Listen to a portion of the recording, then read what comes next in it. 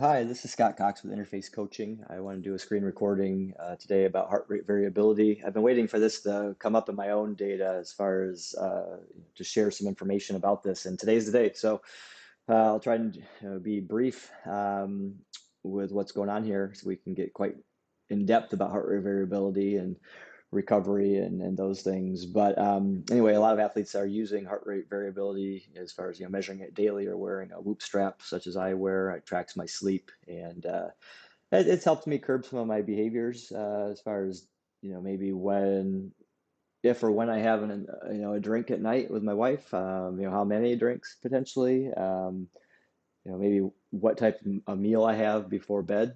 So tracking these using heart rate variability and tracking that over the last I guess year and a half or so, and then looking at trends and tweaking things one thing at a time. I've definitely been able to identify some things that fit into my normal life without making me a monk, and also help with my recovery, so I can feel good every day. So yeah, we want to be able to train and perform there, but I also need to work and be not just a deadbeat around the house and just a zombie because I'm tired all the time from training. I need to interact in my community with my wife, family. So there's a lot of things that are important to me, and I want to be able to try to balance everything. So heart rate variability has been a tool that I found very useful. I really like the Whoop strap, but it has some limitations like today. So basically, when I looked at my data this morning, just out of curiosity, I can dive into the sleep data and things, and lets me know that yeah, I got a pretty good night's sleep. And my recovery score here. This is what the algorithm from Whoop pumps out based on my heart rate variability score and my resting heart rate. You see here, it says I'm primed to perform. Heart rate variability is 27% higher than recent average, and I also look at my resting heart rates on the low side. These are some indicators that I'm ready to go. Get this green score, and I might think it's time to get out and get after it. But I've learned to look at the data a little bit deeper. First off, when I woke up this morning, I looked myself in the mirror, and I've got bags under my eyes. I'm tired. My dogs are young, and they're pretty ambitious in the morning, and they like to play, and they're getting on my nerves, in all honesty. So anyway, there's a couple signs there that I'm a little bit tired today, and I'd like to think that I'm not a grumpy person, but I do feel a little bit irritable today, and the signs are all there. I've also been training pretty hard recently. I've had a window to train, and there's some things I wanted to work on, and I raced recently as well. Right now, the uh, this downloads periodically to bring in this data, pushes it forward. So we'll come back here. So anyway, like I say, when I look myself in the mirror and I'm listening to my body, which is I think probably the most important thing with all of our training. We've got power meters and all these gadgets and data and device, and I think if we know our bodies and we're honest with ourselves and we think about what we've been doing recently, we probably can do a pretty good job without all of this data, and the data can confuse things. So anyway, if I would guess when I first started racing bikes and I was really hungry to improve 10 years ago or so, I would have trained today based on this. I'm looking for an excuse to say, yeah, I'm ready to go. And this goes, I say, yeah, resting heart rate and heart rate variability and this recovery score, I'm going to go train. And I think that would be a mistake today.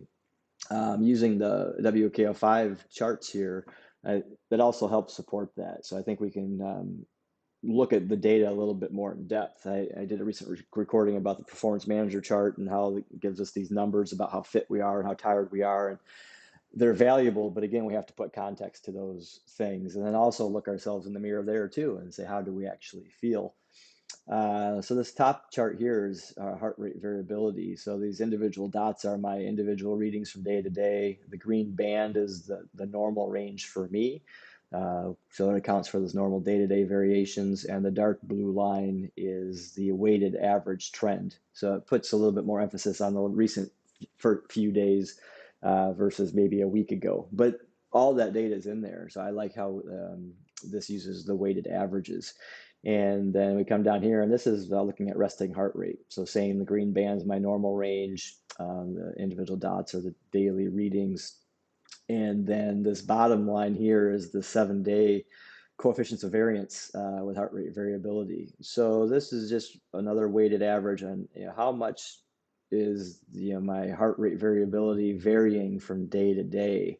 And so when it's a low line here, it means things are pretty stable. When the line's increasing, it means that there's more variability day to day from my readings. And, we can see that up here. My heart rate variability scores are, high, high, low. They're bouncing around a little bit. So we see that this CV line increases. And then it also stays increased here, which we'll get into that in a second. So we can see if I track this blue line here, it's quite stable. Red line's quite stable. So is my CV, and things are pretty much status quo. But then we start to get in here, and I see this line's increasing. So as a coach, when I'm looking at an athlete's data, and if they share heart rate variability data with me, I'm looking right here. And this is when I start to get interested. And I say, okay, what is going on here? This is a sign that something's changing because the CV is triggering me to that. And then I look up here and I see what's changing. I see heart rate variability scores are bouncing around a little bit. And so is resting heart rate. So now I need to put context to this. And that's where I know with these athletes that I work with, they're giving me their subjective feeling from day to day on how they feel. And then I also know what their training is. So that's what I'm going to use is, okay, this triggers me to look here, and then I'm going to see what's changing, and then I'm going to put context to it. So for me right here, things were changing, but I was resting into one of the first races of the season that I wanted to help our team at. So I didn't want to, train right through that race and be tired. So I knew it would be a big race. So this things bouncing around a little bit here this week makes sense because I was backing off my training. But we note that the CV stays high here, and then I get a warning.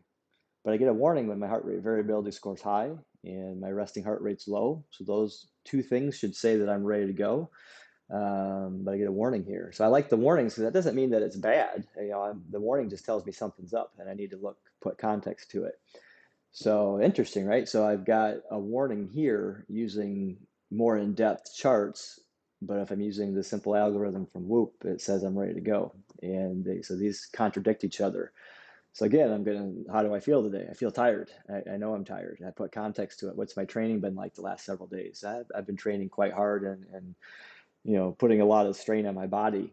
So you could quickly say, well, Whoop's inaccurate. It doesn't work very well. I'd say, well, it doesn't, in this instance, the recovery score probably doesn't work that well for a cyclist, but it doesn't mean that their data is not good. It's just we need to look a little bit deeper and put context to it. So even if I didn't have this data here, if I'm being honest with myself, I know that this is not accurate, that I'm primed to perform and ready to go. But if you're new to things, or if you're a typical driven athlete that's looking for any reason to train and train hard, which I know a lot of us are, using this approach might help you, protect yourself, protect you from yourself. Quickly, why would this happen? Why would heart rate variability be high, indicating that I'm rested, and resting heart rate be low, also indicating that I'm rested? Why would that be? Why would that happen when I know I'm tired? Why would this trend could indicate that I'm rested? We can also see that for a few days here, my resting heart rate's been a little bit lower, and then we get the warning here. So it's also not just a knee-jerk reaction. There's a trend here that's happening. And I believe what's happening in my body is there's a lot of cortisol and stress in the system from training hard.